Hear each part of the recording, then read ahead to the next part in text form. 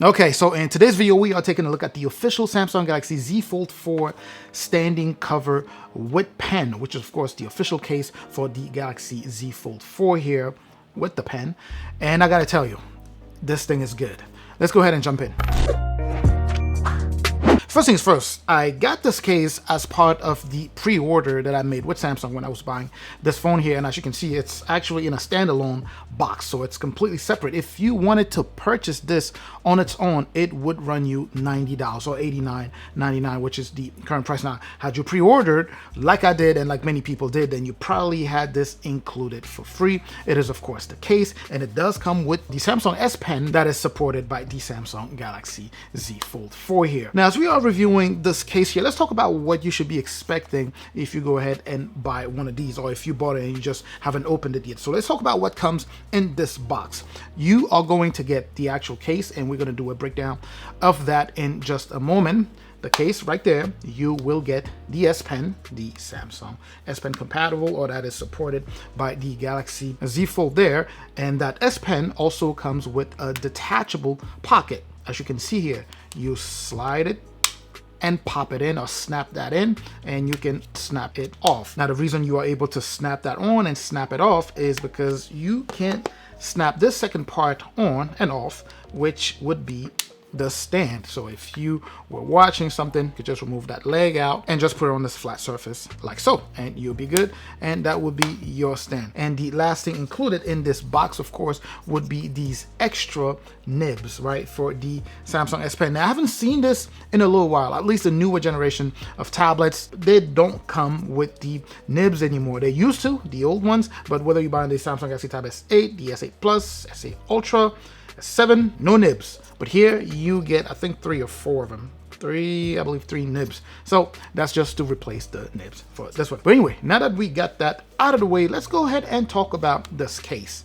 Like I said at the beginning in the intro of the video here, this thing is good. It's not perfect. There are a couple of things that I'm not a fan of, but it is probably the best you will find out there for this particular phone and for this form factor, as you would imagine. So let's start off with just the front screen there. As you can see, it has that very clean opening for that front display on the Samsung Galaxy Z Fold here. Now, the very first thing that I noticed is just that the edges, or like that edge here, is raised, right? So if you have your phone laying flat on a surface, or on a flat surface on a desk, it should not touch the display. So it shouldn't touch that display and scratch it. And that raise is actually noticeably high on one side, higher on one side than it is on the other side. So that's that front display. Now, as far as interference with the user experience, as you are, swiping up and down, left to right and all that good stuff, it does not interfere in the way you swipe. It works very, very well. Now, the reason I'm bringing this up is because there are cases out there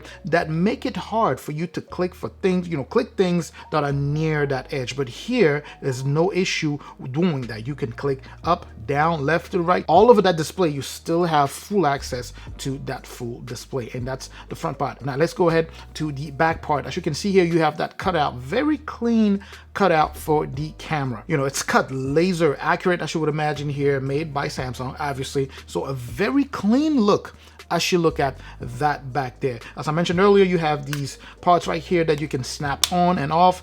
And if we snap this thing off, you can see what it looks like on the back there, and it looks very nice. However, here is my first gripe with this case. The part where you snap on and off. Now, because there's that opening, there's that potential for dust or sand pebbles to get, stuck in there, to get located in there, so that when you snap that back on, it won't go in, meaning it would affect the way you snap this thing back in. So that's just one of the downsides with that. But as long as, let's say if you just pick one that you typically do a lot, meaning if you always have the S Pen with you and you don't find yourself always snapping this thing on and off, the chances of you having dust pebble lodged in there are pretty low, right? But that's definitely a potential for that. So the back, of course, as you're looking at the overall back case, there is covering the second side of the phone almost entirely. You do have the cutout there for the buttons. You do have access to the button, obviously the power button that also has the fingerprint embedded in there, and the volume rocker, easily accessible. And here is the second thing I do not like about this case. Probably because of my thumb. I have a large thumb, and the way the case is cut out, so the way they use that laser to cut this case it's like a little incline there, right? So when I put my thumb there to press the power button, my thumb is actually kind of on an incline. So every now and then I don't get the correct reading. So it may take me a couple of times. Now, if I'm doing it as I'm actually looking at it, trying to unlock, obviously it would unlock. But when I take it out of my pocket and I try to press the button and unlock it at the same time, every now and then, it takes me a couple of tries before it does so, simply because this part of the phone is a little bit raised, so the entire surface of my thumb does not, cover that fingerprint sensor, meaning it's only scanning part of my thumb. So again, it probably doesn't happen to a lot of people out there, but it definitely happens to me enough time to annoy me in a way where I actually include that, in the review. And that's going to be pretty much it. Those would be the only two things that I don't like about this. But anyway, other than that, all of the other cutouts are very, very clean. The speakers there, very clean cutout. It sits so flush with the speakers on both sides. The USB Type-C port here also sits very flush. The mics also very, very clean. I absolutely love the look of this case here, and as you can see on the back here, it's still open, so you have to be careful, right? And also, wireless charge works well with this case. Just one thing I needed to make sure that I highlight here in case you were wondering. Now, going to the inside here, there's not going to be a lot to say about the inside. Obviously, you still have the edge of the case going around the phone. You should still be able to access your phone without any problems there, and obviously nothing here interferes with the way you use your S Pen for the phone here. So not much to say about the inside here, but overall, this is a fantastic case. I'm really thinking this is the best case made for this. This seems to be the general consensus out there about this case, right? In terms of comfort, it's a pretty comfortable case to hold, right? So if you're already used to the size and the weight of the phone, it does add a little bit to it because it has kind of a hefty weight to it also. But if you use to carrying the phone itself, it gives it a little bit more bulk, especially if you add the part, the part that carries the S Pen. Now, if you add the part that just has the stand there, it's actually a little bit slimmer and it's easier to carry when compared to the S Pen. So just to say that if you're out there walking around with your S Pen, it'll probably feel bulkier than if you were walking around with just the leg here. Now, in my case, what I do is, depending on where I'm going, right, I would either snap this thing on or remove it and put the S Pen on. If I anticipate that there's a potential for me to use the S Pen, then I'll go ahead and snap this thing on and put it off before I leave the house. Essentially, what I'm saying is that I leave the house with either or. I don't leave the house with both. If I know that throughout the day I'm going to be making use of either or,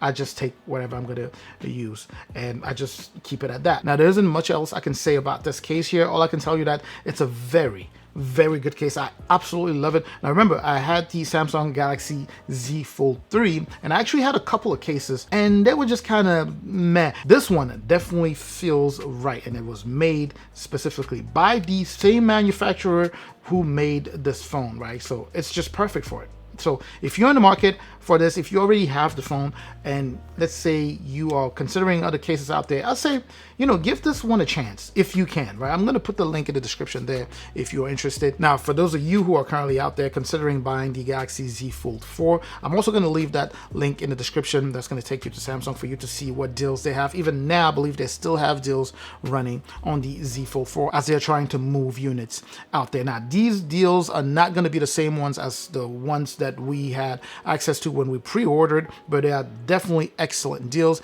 And you may not know this, but Samsung has fantastic trade-in program. Let me know if you own this and whether you like it, or if you don't like it, or if you're planning on buying one. Let me know all of that in the comment section. I'm gonna catch you in that comment section. Let's get that back and forth going as always. I'm also going to catch you in the next video. Make sure to share this video if you know anyone who'd be interested or who is in the market for this phone right here. I'm going to catch you in that next video, and up until the next video, of course, as always, stay safe out there.